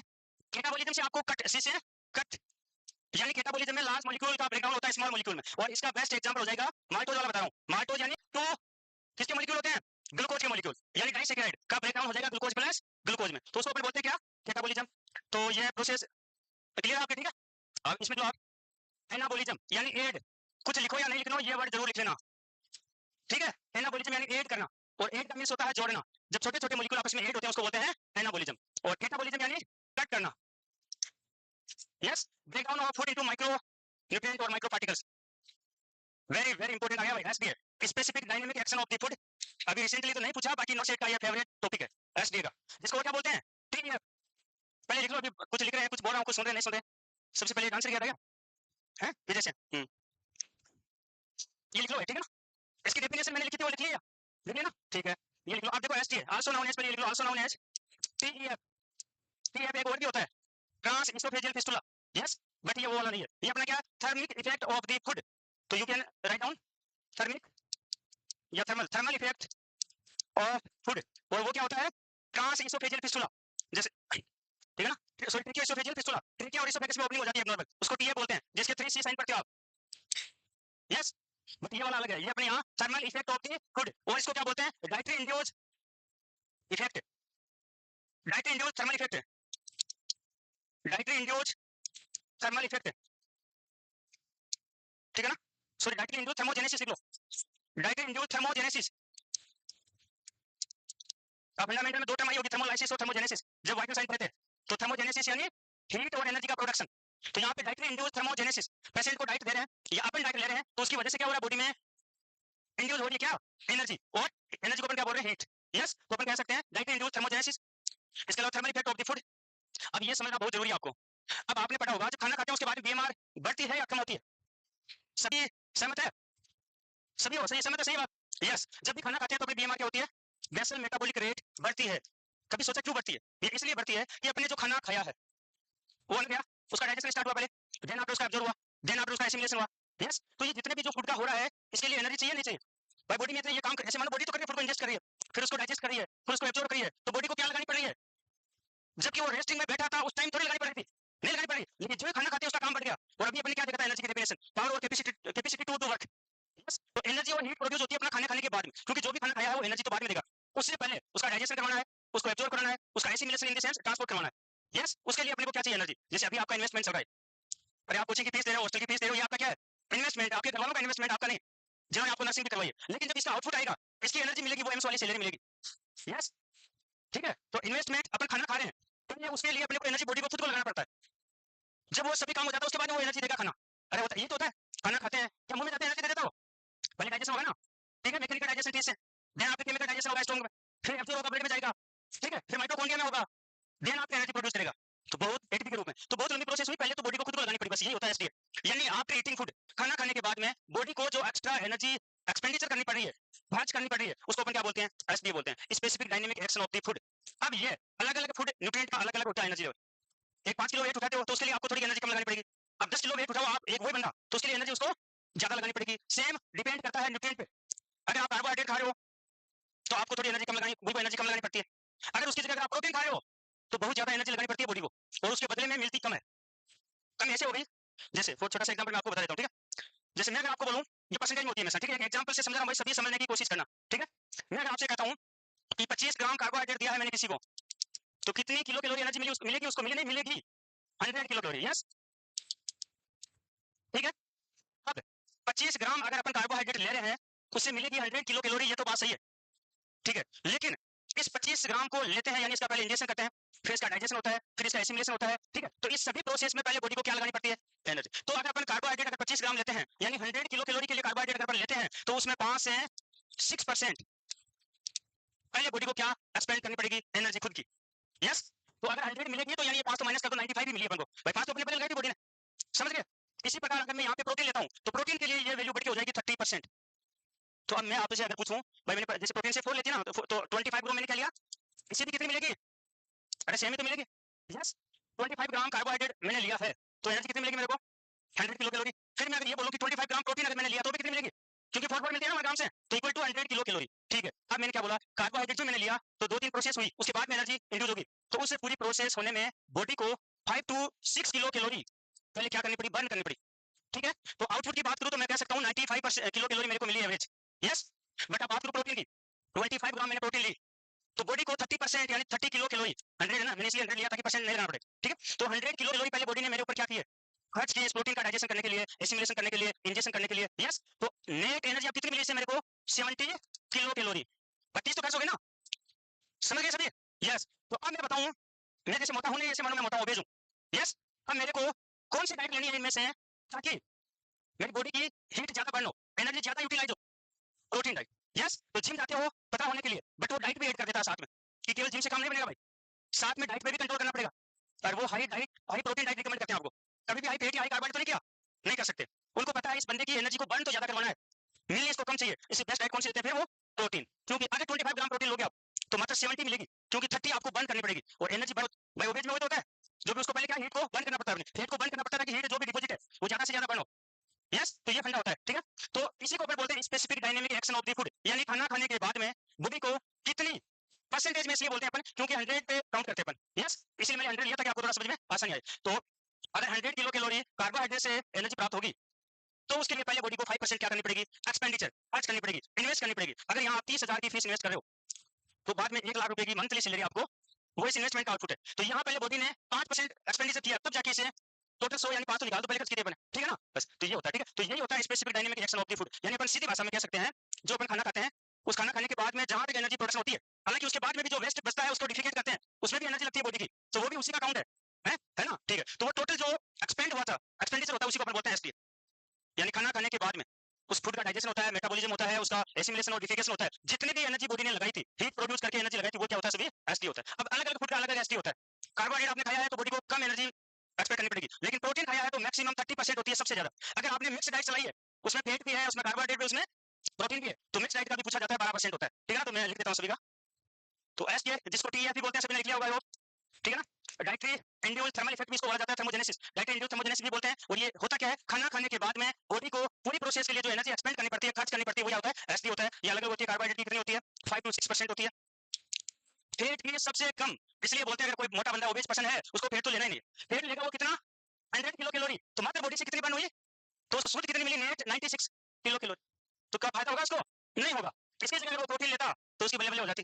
ठीक है, जो स्टोर फैट था वो पहले बॉडी से बर्न होता, उससे एनर्जी पहले निकलती। ठीक है, पेट का 4% होता है, तो यहाँ मिनिमम निकलो ऐसे, थोड़ा याद रहेगा। इसलिए जिम वाले जो पतला होना चाहते हैं उनको कभी भी फेट की डाइट रिकमेंड नहीं करते। नेक्स्ट है प्रोटीन, और प्रोटीन की मैं बात लूं तो मैक्सिमम 30%, इसलिए प्रोटीन को बेस्ट गुड डाइट इंक्लूड करते हैं ओबेस पर्सन के लिए। ठीक है, मिलेगी 70, पहले उसकी 30 खर्च करवा लेंगे। ठीक है, और मिक्स डाइट, और मिक्स डाइट की होती है 12%। अगर सब कुछ साथ ले रहे हो ना, तो एवरेज करके अगर अपन निकाले तो 12% एवरेज बोल सकते हैं मिक्स डाइट का। तो कार्बोहाइड्रेट 5 to 6%, 4% फेट हो जाएगा, और प्रोटीन 30%, इसको स्टार मार्क कर लेना सबसे इंपॉर्टेंट, इसलिए अपने लिए बढ़िया है ओबेस के लिए। हालांकि मैं भी अपने आप को थोड़ा थोड़ा मानता हूँ, ज्यादा तो नहीं, और भी वेट कम होना चाहिए, सही है ना।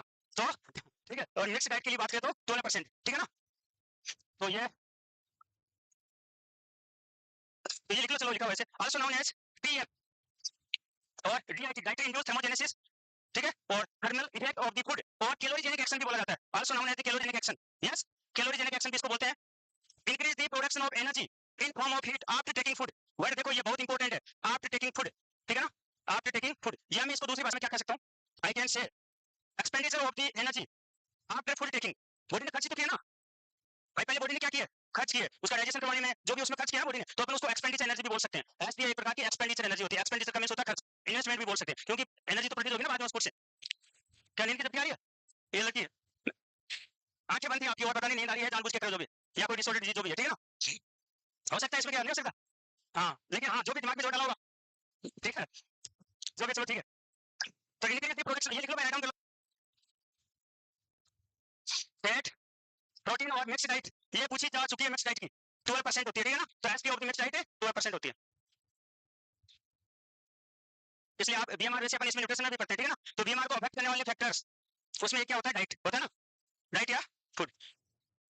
तो अब अगर आपसे पूछ ले कि बीएमआर को बढ़ाने में सभी डाइट का फैक्टर या रोल है, बट सबसे ज्यादा किसका होगा, तो राइट क्या करोगे, प्रोटीन। सबसे एनर्जी तो इसके लिए चाहिए ना ज्यादा, फेट मत करके आ जाना, फेट खा रहे हो तो बॉडी भी आराम से बैठेगी। ठीक है, मेरे को भी एनर्जी हीट कम लगानी पड़ेगी। ठीक है, जैसे लिख लो भाई, तो ये होती है एसटी परसेंटेज में होती है, यानी 100 किलो कैलोरी अगर किसी से मिलती है तो उसके ऊपर बर्न होती है, इसलिए परसेंटेज में होती है हमेशा। ठीक है, इसलिए 100 किलो कैलोरी की सबसे बर्न समझ सकते हैं। तो ये एसटी हो गया सबसे इंपॉर्टेंट टॉपिक आज के सेशन का, नॉट सेट का फेवरेट टॉपिक, अभी 2 साल में रुका है, बट कभी भी हो सकती है शुरुआत वापस। ठीक है ना, तो इसको हल्के में मत लेना।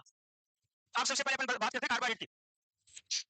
तो कार्बोहाइड्रेट में मेनली क्या क्या होते हैं, कार्बन होता है, हाइड्रोजन होता है, और ऑक्सीजन होती है। ठीक है, अब अगर रेशियो की बात करें तो आप खुद देख रहे हो यहाँ पे, हाइड्रोजन और कार्बन की बात करूं तो मैं लिख सकता हूँ 2:1।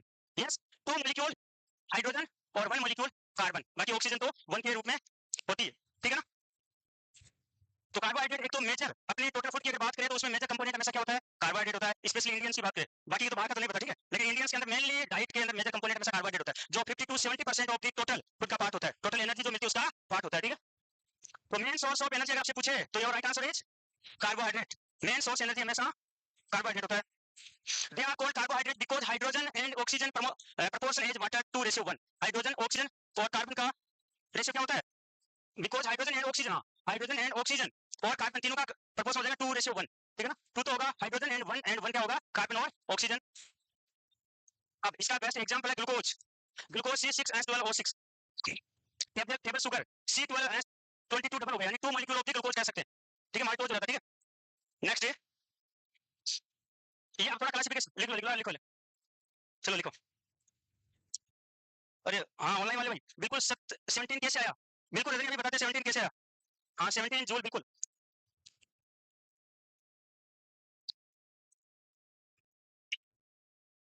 17 आया भाई। बताओ आप ऐसे कोई, रजनी पूछ रही है 17 कैसे आया, तो रजनी अगर देख रहे तो एक बार देख लो, यहाँ लिख देता हूँ। देखो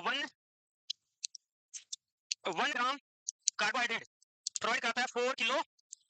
यस रजनी, ठीक है, अब इसको अपने को किलो जूल में कन्वर्ट करना है, तो 1 किलो कैलोरी इक्वल टू होता है 4.18 किलो जूल।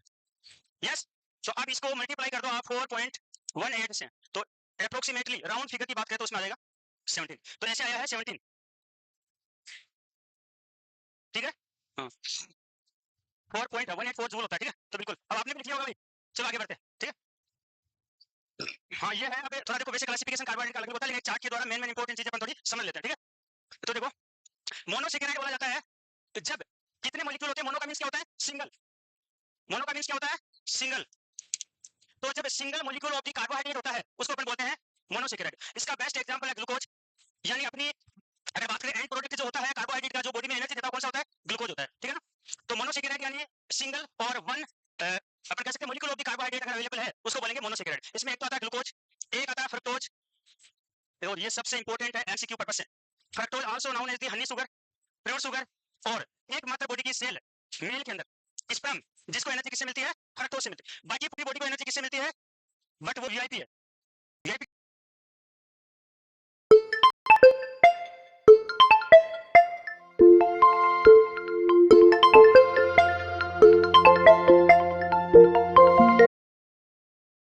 दूध के अंदर मिल्क है, मिलती है, शहद किससे मिलती है वीआईपी से मिलती है, प्योर शुगर टोज, और ये सबसे इंपॉर्टेंट है एमसीक्यू पर्पस से।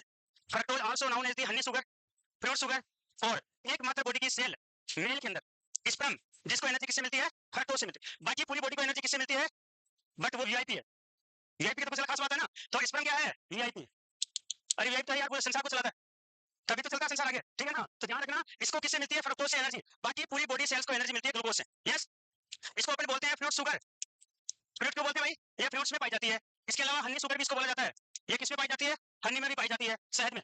नेक्स्ट है गैलेक्टोज, तो गैलेक्टोज मोनोसेकेराइड होता है, बट गैलेक्टोज जब किसके साथ में मिलता है ग्लूकोज के साथ में, तो क्या बना लेगा लैक्टोज, और लैक्टोज किसमें प्रेजेंट होता है दूध के अंदर मिल्क में, तो इसलिए इसको बोलते हैं milk sugar, also known as milk sugar, yes. Sucrose किससे बनता है ग्लूकोज और फ्रक्टोज जब मिल जाता है, ग्लूकोज प्लस फ्रक्टोज जब मिलता है भाई, दोनों क्या है मोनोसेकेराइड, तो monosaccharide plus monosaccharide make two disaccharide, yes, यानी दो मॉलिक्यूल हो गए। तो इसमें ग्लूकोज प्लस फ्रक्टोज क्या बनेंगे सुक्रोज। माल्टोज बताया था, कौन बताएगा, अभी बताया था स्टार्टिंग में एग्जांपल बताया था मैंने केटाबोलिज्म का, ग्लूकोज प्लस ग्लूकोज यानी two molecule of the glucose make maltose, तो ग्लूकोज प्लस ग्लूकोज, ठीक है। तो ये सबसे इंपॉर्टेंट आपका पूछा जाने वाला एक तो ग्लूकोज होता है, यानी कार्बोहाइड्रेट का मेन जो प्रोडक्ट बनता है लास्ट में वो ग्लूकोज बनता है, जिससे पूरी बॉडी को एनर्जी मिलती है, ठीक है। अगर इसके बाद में सेकंड बात करें तो फ्रक्टोज की, जो फ्रूट्स में पाया जाता है शहद में पाया जाता है, और इसके बाद में बात करें गैलेक्टोज की, तो गैलेक्टोज जब ग्लूकोज के साथ में मिलता है तो लैक्टोज बनता है, और लैक्टोज पाया जाता है मिल्क में, ठीक है। और माल्टोज का डाइजेशन कहां से स्टार्ट होता है, वैसे कार्बोहाइड्रेट का डाइजेशन कहां से स्टार्ट होता है माउथ से, तो उसमें पहला डाइसेकेराइड का स्टार्ट हो जाता है, माल्टेज एंजाइम प्रेजेंट होता है, यस। तो ये चार्ट बनाना चाहिए था आप। तो इंपॉर्टेंट चीज ये है कि मोनोसेकेराइड बोलते हैं जब सिंगल मॉलिक्यूल ऑफ क्या होता है सिंगल मॉलिक्यूल ऑफ कार्बोहाइड्रेट को। डाइसेकेराइड का बोलते हैं जब two molecule of the carbohydrate, but oligosaccharide का बोलते हैं दिस इज वेरी इंपॉर्टेंट। तो 3 to 10 ये नोट कर लेना, ये इंपॉर्टेंट है। डाई और मोनो तो नाम से ही कर दोगे आप, वो तो एग्जामिनर को पता है, लेकिन आपकी गाड़ी कहां फंस सकती है ओलिगो और पोली में, यस। तो 3 to 10 तक अपन काउंट करते हैं oligosaccharide, but more than 10 molecule अगर है ऑफ कार्बोहाइड्रेट के तो we can say polysaccharide, yes. और इसका बेस्ट एग्जांपल आता है डेक्स्ट्रीन, और इसको कौन बोल सकता है भाई, डेक्स्ट्रीन को कोई बोल सकता है, नहीं बोल सकते, क्योंकि प्लाज्मा एक्सपेंडिचर है। केजीएम में आता है, जीपीजीआई में आता है, लखनऊ वाली में यूपी का क्वेश्चन है। प्लाज्मा एक्सपेंडिचर, अगर किसी के शोक हुआ है, किसी का एक्सीडेंट हुआ है, किसी के हेमरेज हुआ है, तो तुरंत उसके प्लाज्मा को अपन को एक्सपेंडिचर करना है, तो या तो देते हैं एल्बुमिन, बट एल्बुमिन ऑप्शन में अगर नहीं है तो वी कैन गिव डेक्स्ट्रेन। तो डेक्स्ट्रेन एक मेडिसिन की तरह भी काम करता है, यानी प्लाज्मा वॉल्यूम को एक्सपेंड करने का काम भी करता है, इसलिए इंपॉर्टेंट है डेक्स्ट्रीन। और एल्बुमिन भी देते हैं और डेक्स्ट्रीन भी देते हैं, बट ऑप्शन में एल्बुमिन नहीं था, उसमें क्या था डेक्स्ट्रीन, ठीक है। तो डेक्स्ट्रीन एक मेडिसिन की तरह काम करता है जो पॉलीसेकेराइड होता है और प्लाज्मा एक्सपेंडिचर का काम करता है। स्टार्च वेरी इंपॉर्टेंट, कार्बोहाइड्रेट यहाँ पर कह सकते हैं food, mainly carbohydrate mainly food की बात करें तो जो एनिमल के अंदर, यानी अपन human being is animal, yes. और पूरे एनिमल जगत को दो टाइप में डिवाइड किया, animal kingdom and plant kingdom. तो अपन सभी किसमें आते हैं एनिमल किंगडम में, ठीक है ना, जूलॉजी में पढ़ते हैं ना। तो एनिमल किंगडम में यानी अपन उससे आगे बात करें ह्यूमन की, तो अपने अंदर फूड स्टोरेज किस फॉर्म में होता है, in which storage food store in body, in which form, yes starch में। बहुत बढ़िया, अब क्या दूं उनको मैं, नहीं तो पेन है नहीं तो फिर, बहुत बढ़िया। और क्या कोई स्टार्च वाला ग्लाइकोजन, हाँ। तो प्लांट्स में फूड स्टोर होता है स्टार्च के रूप में। आपके आलू में क्या होता है पोटैटो में, potato is the source of the starch, yes, ठीक है। तो प्लांट्स जो स्टोरेज फॉर्म होती है प्लांट्स में फूड की वो स्टार्च होती है, बट एनिमल्स की बात करें यानी ह्यूमंस की बात करें तो as a form of glycogen, जो लीवर में होता है, मसल्स में होता है, मेनली पढ़ा था इंटीग्रेटरी सिस्टम जो पढ़ा था, स्टोरेज का काम था एडिपोज टिश्यू का, यस। तो बॉडी मसल्स में, एडिपोज टिश्यू में और लीवर में तीन जगह अपना फूड स्टोरेज होता है ग्लाइकोजन की फॉर्म में। तो in the form of glycogen food store in animal, but in plants store in the form of starch. तो starch is a polysaccharide, yes. जिसमें फूड स्टोर होता है प्लांट्स में। ये सभी क्या आते हैं? पेक्टिन, ये भी एक गम टाइप का होता है। तो प्लांट्स में जो गम टाइप का होता है उसको गम्स, पेक्टिन्स, म्यूसिलेनस, ये भी एक चिपचिपा पदार्थ होता है, ठीक है। तो ये सभी किसमें आते हैं? पॉलीसेकेराइड में आते हैं, ठीक है। ये एक प्रकार का सोल्यूबल फाइबर होता है, इसका यूज अपन करते हैं, मेडिसिन में भी यूज होता है। तो मेनली डेक्स्ट्रेन और अपन इसको याद रख सकते हैं, ठीक है। बाकी इसको टू टाइप में डिवाइड करते हैं, एल्डोज और केटोज। देन आपके इसमें नेक्स्ट आता है फ्रक्टोज। ये तो चलो इंपॉर्टेंट चीज आपके लिए, इससे ऊपर की साइड में लिख लो मैं, ठीक है ना। नीचे वाली कोई ज्यादा इंपॉर्टेंट अपने है नहीं, अभी तक इसके आसपास कोई क्वेश्चन नहीं, तो घुमाया नहीं बनने क्यों में, तो फालतू की चीजें थोड़ी अवॉइड करके चले ताकि अपनी स्मार्ट स्टडी का पार्ट बन सके। यस, ये फर्क होता है। क्या पढ़े उससे ज्यादा पता होना चाहिए क्या छोड़ना है ना भाई। क्या पढ़ना है उससे ज्यादा पता होना चाहिए क्या चीज अपने को छोड़नी है पढ़ते time. This is part of the smart study, क्योंकि ये वही बंदा बता सकता है जिसको एक्सपीरियंस है कि कहां से अटैक होती है क्वेश्चन की, कैसे बन सकता है, ठीक है ना। तो ये इंपॉर्टेंट है, इतनी आप राइट डाउन करो सारे चाहे। लेकिन जो एक्स्ट्रा चीज बताई भाई वो मत भूलना। मेन सोर्स ग्लूकोज होता है, अगर पूछे ना कार्बोहाइड्रेट ऑप्शन में नहीं हो, ग्लूकोज पूछे तो ये होता है। बाकी मैंने बताई थी, बाकी ये साथ में लिख के देना। सुक्रोज किससे बनता है? फ्रक्टोज प्लस ग्लूकोज से। माल्टोज किससे बनता है? ग्लूकोज प्लस ग्लूकोज से। लैक्टोज किससे बनता है? वेरी इंपॉर्टेंट, गैलेक्टोज जीएल लिख रहा हूं, ठीक है, प्लस ग्लूकोज से। और वेरी इंपॉर्टेंट लैक्टोज इंटॉलरेंस, पता है ना question, lactose intolerance, lactose intolerance, ठीक है। बीमारी का नाम सुनो, यहाँ से क्वेश्चन आता है। तो बस यही वो लैक्टोज होता है। तो अगर कोई बच्चा जो ब्रेस्ट फीडिंग करता है, तो ब्रेस्ट फीडिंग करने के बाद में उसके कुछ कंप्लेंट्स होती है, डायरिया वगैरह होता है, वोमिटिंग होता है, एब्डोमिनल क्रैम्प्स वगैरह होते हैं, और उसके बाद में चेक किया जाता है तो लैक्टोज इंटॉलरेंस निकलता है। अब चेक किया जाता है तो वैसे तो आपने पढ़ा होगा, तो कोई बता दो इन्वेस्टिगेशन कौन सा करते हैं? Which test perform to detect the lactose intolerance? Yes, hydrogen breath test. कौन सा करते हैं? लिख देता हूं, अगर आपने पढ़ा तो बहुत बढ़िया बात है, नहीं पढ़ा तो भी बॉक्स में डाल लेना। हाइड्रोजन हाइड्रोजन ब्रीथ टेस्ट करते हैं। और दूसरा कौन सा करते हैं? Lactose tolerance test. Yes, patient को लैक्टोज पिलाया जाता है, जैसे जीटीटी करते हैं डायबिटीज के लिए, सेम उसी प्रकार से लैक्टोज पिलाया जाता है, फिर देखा जाता है टॉलरेट करा या नहीं करा। तो हाइड्रोजन ब्रीथ टेस्ट इसके लिए करते हैं, और urea breath test H pylori के लिए करते हैं। यस, ये थोड़ा याद रखना। तो हाइड्रोजन ब्रीथ टेस्ट करते हैं इसके लिए। डाइट कैसे देंगे भाई? क्योंकि डाइट का पार्ट आ गया तो न्यूट्रिशन कैसे छोड़ सकते हैं? छोड़ सकते हैं क्या? नहीं छोड़ सकते। और एग्जामिनर तो पूछ लेता है, तो लैक्टोज इंटॉलरेंस वाले बंदे को दूध पिलाना है नहीं पिलाना, तो उसको मिल्क और डेयरी प्रोडक्ट, एक ही बात है, उसमें लैक्टोज होता है, तो मिल्क और डेयरी प्रोडक्ट क्या करना है? अवॉइड करना है। लेकिन क्वेश्चन, हाँ क्वेश्चन यहाँ पे खत्म नहीं होता है। क्वेश्चन तो अब बनता है कि एक पेशेंट जिसके लैक्टोज इंटॉलरेंस है और वो डाइटरी मैनेजमेंट के ऊपर चल रहा है अभी, तो आपको बताना विच इलेक्ट्रोलाइट इज एबनॉर्मल। बताओ, calcium, because the richest source of the calcium is dietary product. अब उसको मिल्क नहीं दे रहे, डाइटरी प्रोडक्ट नहीं दे रहे, उसमें कैल्शियम की डिफिशियंसी हो जाएगी, और पेशेंट में देखने को मिलेगा हाइपोकैल्सीमिया। यस, तो उसको सप्लीमेंट के रूप में कैल्शियम प्लस विटामिन D3 साथ में देना होता है, ठीक है। तो बेसिक चीज थोड़ी आपको ध्यान में रखनी होती है, ठीक है ना। बस बाकी ये लिख लिया वैसे मैंने, देखो ये लिखा primary carbohydrate use by the body, उसमें ग्लूकोज के फॉर्म में यूज होता है, ठीक है, लिख लो।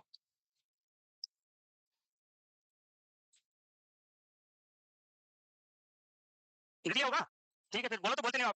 अच्छा, मैं समझ सकता हूँ आपकी खामोशी को, है, तभी घड़ी की तरफ देख लिया मैंने। हाँ, लिख रहे हो क्या? है, लिख, देखो मेन इंपॉर्टेंट इतना लिख लो आप। यस, बाकी कोई ज्यादा, भाई रुक जा, टाइम तो अपन जन्मे तब से हो रहा है, कौन कहा टाइम हो गया है? ठीक है ना, टाइम तो ऐसे चलता रहेगा। आपने क्या सीखा, आपने क्या गेन किया, दिस इज वेरी इंपॉर्टेंट। तो थोड़ा आंखें बंद कर, दिमाग को शांत करके सोच, जैसे टाइम बोला है कि तूने आज क्या सीखा है, इस 1 घंटे 2 घंटे की क्लास में क्या आउटपुट है जो इन्वेस्ट हुआ है आपके पेरेंट्स का। यस, हाँ ठीक, हाँ कुछ बोले क्या? एनिमल स्टोरेज ग्लाइकोजन की फॉर्म में लिख लो, नोट कर लो भाई। Food storage in animal, food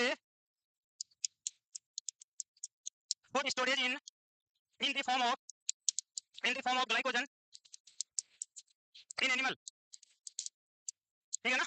और साथ में लिख लेना प्रोडक्ट्स का भी, तो यहाँ पे स्टार्ट कर लेना। और एग्जांपल आपको आलू पोटेटो बता दिया मैंने, पोटेटो में सबसे ज्यादा क्या होता है? स्टार्च, तो वो क्या उसकी स्टोरेज फूड है। यस, तो इन प्लांट्स, तो ये भी लिख लो आप, ठीक है। और वेरी इंपॉर्टेंट, डेक्स्ट्रिन का लिख लिया नहीं, इनका प्लाज्मा एक्सपेंडिचर होता है, जरूरी नहीं यहाँ पे न्यूट्रिशन आएगा, से भी क्वेश्चन आ सकता है, ठीक है। तो डेक्स्ट्रिन एक प्लाज्मा एक्सपेंडिचर होता है, इसलिए अगर कोई हेमरेज का पेशेंट, ठीक है भाई। चलो तो इसके बारे में नेक्स्ट तो ये लिख लो ऑनलाइन। हाँ यस बोलो, कुछ बोले, चलो ठीक है। नेक्स्ट देखो, गैलेक्टोज फाउंड इन मिल्क, इसके साथ में एड होकर फॉर्म जाएगा लैक्टोज, ग्लूकोज के साथ में फाउंड होगा, ठीक है। तो found in milk convert to glucose in human body, ये भी लिख लो। Disaccharides 2 super unit galactose found in milk, और किस फॉर्म में आता है? लैक्टोज की फॉर्म में। तो यहाँ पे आप लिख सकते हो ब्रेकडाउन लैक्टोज। और कौन सा एंजाइम इसका डाइजेशन करेगा? लैक्टेज, कौन सा एंजाइम? और जिस पेशेंट के लैक्टोज इंटॉलरेंस होती है उसमें किसकी कमी मिलेगी? लैक्टेज की। लैक्टेज की क्या हो जाएगी? डिफिशियंसी हो जाएगी, ठीक है ना। तो इसलिए किस टाइप का डिसऑर्डर है? Genetic disorder. जन्म के बाद में थोड़ी होगा, नहीं होगा, जेनेटिक डिसऑर्डर। जो जीन क्या बनाएगा, लैक्टोज एंजाइम वो बना नहीं पाएगा, तो उसकी क्या हो जाएगी? डिफिशियंसी हो जाएगी, ठीक है। और डाइसैकेराइड में 2 सुपर यूनिट, ये लिख लो, इसमें मेड अप ऑफ 2 मोनोसैकेराइड्स, यहाँ तक लिख लो। चलो बाकी बाद में कर देखेंगे, ठीक है ना। ठीक है भाई, अब चलो ये लिख लो। हाँ, मॉडल पेपर के लिए रेडी रहना, again I repeat, next Sunday को, ठीक है। तो बढ़िया आराम से पढ़ाई करो, और ठीक है। हाँ भाई, अच्छा नेक्स्ट संडे को इंपॉर्टेंट, देखो वैसे मैंने आते ही भी वही बात थी, और इंपॉर्टेंट यानी एक बात तो पेपर पुराने देख लो आप, जो भी एसआईसी के पेपर हुए हैं, जो भी आपके यूपीपीएससी करवाई रही है, तो यूपीपीएससी के पुराने पेपर देखने हैं, तो यूपीपीएससी करवा रही है ना, तो उसके पुराने पेपर एक बार देख लो, उससे थोड़ा बेसिक आपको आइडिया मिलेगा। ठीक है, जो उसमें टॉपिक पूछा गया है वो ढंग से पढ़ लेना बस। ठीक है ना, पहले के पेपर में जो टॉपिक पूछा है उसको आप थोड़ा अच्छे से पढ़ लेना। ठीक है भाई।